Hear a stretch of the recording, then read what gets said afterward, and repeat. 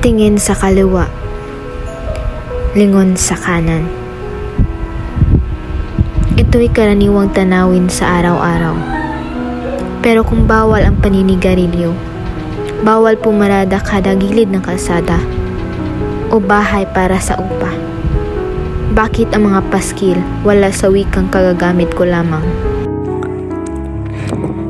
Ako si Jamaica Lavador at may isang tanong ako. Sa bawat salitang iyong binibigkas, naiisip mo ba kung saan ito nagmula? Sa bawat magandang umaga, salamat at paalam, naroon ang puso ng ating pagkatao, ang dugo ng ating kasaysayan at ang tinig ng ating pagka-Pilipino. Ngunit sa panahon ngayon, tila unti-unti na nating nakakalimutan kung gaano kahalaga ang ating sariling wika. Marami sa atin ang mas pinipiling gumamit ng banyagang wika dahil mas sosyal, mas edukado o mas maganda pakinggan. Ngunit naisip mo na ba, sino tayo kung wala ang ating wika? Ang wika ang ating ugat, nagbibigay lakas, pagkakaisa at pagkatao. Sa advokasyang ito, sama-sama nating alamin kung bakit ang wikang Filipino ay sandigan ng pagkakaisa at pag-unlad ng ating bansa. Tuluyang ipinasa para palaganapin ang paggamit nito. Ang problema hanggang ngayon madalang Pilipinas at ilang batas ang kautusan na rin ang ipinasa para palaganapin ang paggamit nito. Ang problema hanggang ngayon madalang pa rin Pilipino ang pambansang wika ng Pilipinas. Ngunit sa kabilahan ng lahat ng ito, bakit tila napapabayaan natin ang ating wika? Sa mga paaralan, mas binibigyang pansin ang English kaysa sa Filipino. Sa mga trabaho, mas pinipili ang mga mahusay mag-English. Sa social media, tila mas pinapaboran ang mga banyagang content kaysa sa sariling atin. Dumarami ang mga kabataang hirap ng magsalita ng tuwid na Filipino. Ang ilan naman naniniwalang hadlang ang Filipino sa tagumpay. Ngunit hindi ba't kabaligtaran iyon ng katotohanan? Ang wikang Filipino ay wika ng katalinuhan. Sa wikang ito tayo unang natutong magmahal, mangarap at umasa. Hindi kailangang ikahiya ang sariling wika upang masabihing moderno tayo. Dahil ang tunay na edukasyon ay ang kakayahang pahalagahan ang sariling atin. Kung patuloy nating kakalimutan ang ating wika, unti-unti rin nating makakalimutan kung sino tayo. At kapag nawala ang ating pagkakakilanlan, paano pa tayo magiging tunay na Pilipino? Mula sa pagpasok, pagbabayad ng kuryente, pagbabayad ng buwis, hanggang sa aspeto ng batas, negosyo, o maging sa pamamasyal ay karaniwang gumagamit tayo ng wikang English. Ang wika ay palatandaan ng pagkakaroon ng identidad ng isang bayan.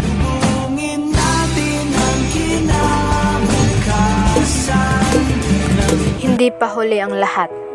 Sa bawat isa sa atin nagsisimula ang pagbabago. Magsimula tayo sa simpleng hakbang. Gamitin ang wikang Filipino sa araw-araw.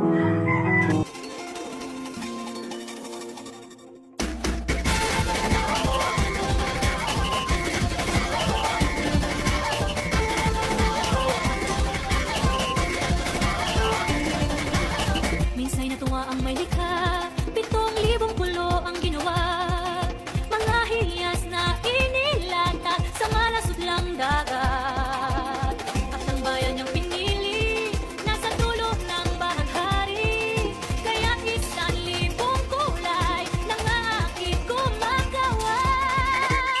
Piliin mo rin ang Pilipinas, magulo ang kwintas ng pelas. Piliin mo, yakapin mo, kayamanan niyang likas. Piliin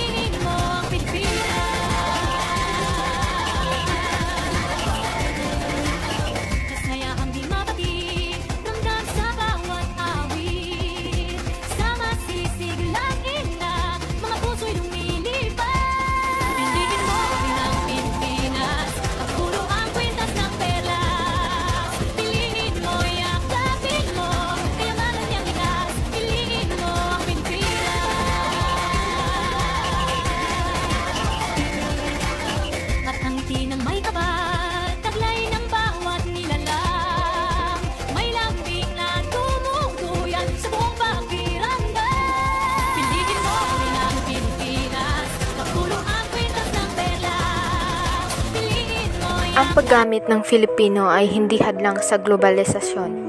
Ito ang tiket upang maipakilala ang Pilipinas sa mundo. Ang wika natin ay may ritmo, damdamin at kalinangan na walang katumbas. Kaya't gamitin natin ito hindi lang sa salita, kundi sa gawa. Kapag ginagamit mo ang iyong sariling wika, pinaparamdam mong mahal mo ang iyong bansa.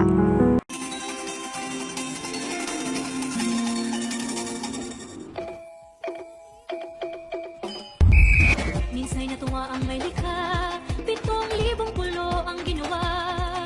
Mga hiyas na inilatag sa malasutlang dagat. At ang bayan niyang pinili, nasa dulo ng bahaghari. Kaya 1,000 kulay, nangaakit kumakaway. Piliin mo rin ang Pilipinas, kapulo ang kwintas ng perlas. Piliin mo, yakapin mo, kayamanan niyang likas. Piliin mo ang Pilipinas.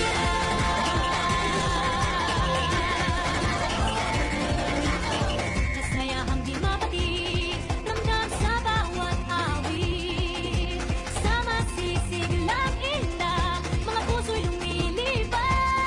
Piliin mo rin ang Pilipinas, kapulo ang kwintas ng perlas. Piliin mo, yakapin mo, kayamanan niyang likas. Piliin mo ang Pilipinas.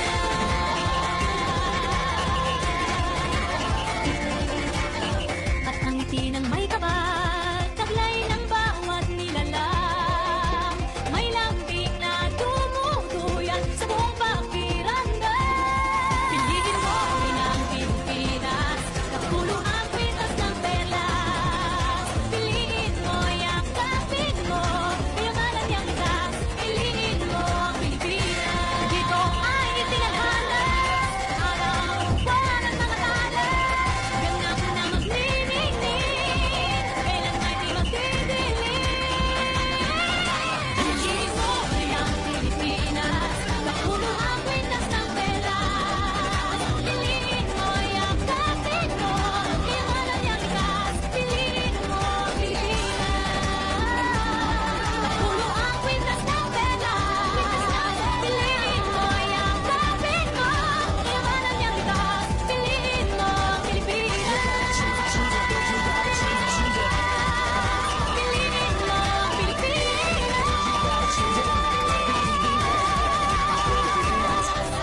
Piliin mo ang Pilipinas.